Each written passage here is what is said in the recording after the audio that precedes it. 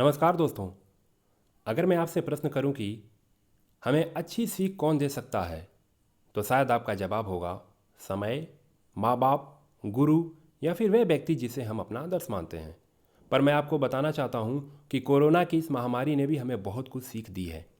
आज तक हम लोग कोरोना की बस नकारात्मक बातों को ही देखते और सुनते आ रहे हैं, जैसे कि पूरे विश्व में कोरोना से लोगों की मृत्यु हो रही है, मरने वाले व्यक्तियों की संख्या में दिन प्रतिदिन वृद्धि हो रही है, एक दूसरे को छूने से कोरोना फैल रहा है और भी बहुत कुछ बातें। पर मैं आपको बताना चाहता हूं कि कोरोना के कुछ सकारात्मक पहलू भी हैं। कोरोना ने हमें बहुत कुछ सीख दी है। चलिए देखते हैं। पहला है, कोरोना ने हमें सिखाया कि इस संसार में अच्छाई और बुराई हमेशा एक साथ चलेगी। एक तरफ पूरी दुनिया कृष्ण का गोकुल होगा, तो वहीं दूसरी तरफ कंस का मथुरा जैसा चीन भी होगा। देखिए, बुराई कितनी भी बलवान क्यों ना हो, अच्छाई के राह पर चलने से हाँ, ये मार्ग थोड़ा कठिन हो सकता है, लेकिन एक दिन बुराई पर अच्छाई की जीत अवश्य होती है। इसका सबसे अच्छा उदाहरण है गोवा।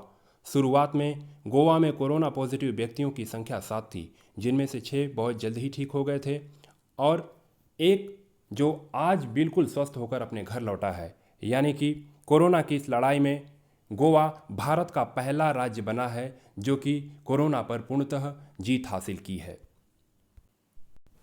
अगला है, पूरी जिंदगी हम पैसे के पीछे भागते रहते हैं। इटली ने हमें बता दिया कि यह पैसा हमारे किसी काम का नहीं है। जो पैसा अपनों की जान नहीं बचा सकता वह हमारे किसी काम का नहीं है। देखिए, अपनों का प्यार और साथ ही सबसे बड़ा धन है। मैं ये नहीं कहता कि पैसा कुछ भी नहीं है। पैसा बहुत कुछ है, लेकिन पैसा सब कुछ नहीं है। अगला है अगला है घमंड और अहंकार, फिर चाहे वो किसी देश का हो या फिर किसी इंसान का।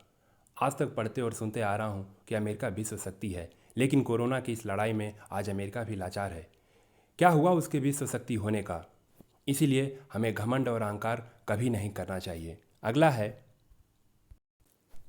है, जब जब हमारे देश में मंदी या महामारी या कोई विकराल आपदा आएगी, उस समय सरकार और सरकारी तंत्र ही हमारे काम आएगा। अगला है, कोरोना ने हमें यह बताया कि तुम होमोसेपियंस की प्रजाति, आज तुम इतना एडवांस हो गए हो कि तुम्हारे पास अपने माँ बाप के लिए और अपने परिवार के लिए समय नहीं है। सारा दिन तुम मोबाइल में अपनी दुनिया ढूंढते रहते हो। तुम्हारा परिवार, तुम्हारी दुनिया तुम्हारा परिवार है।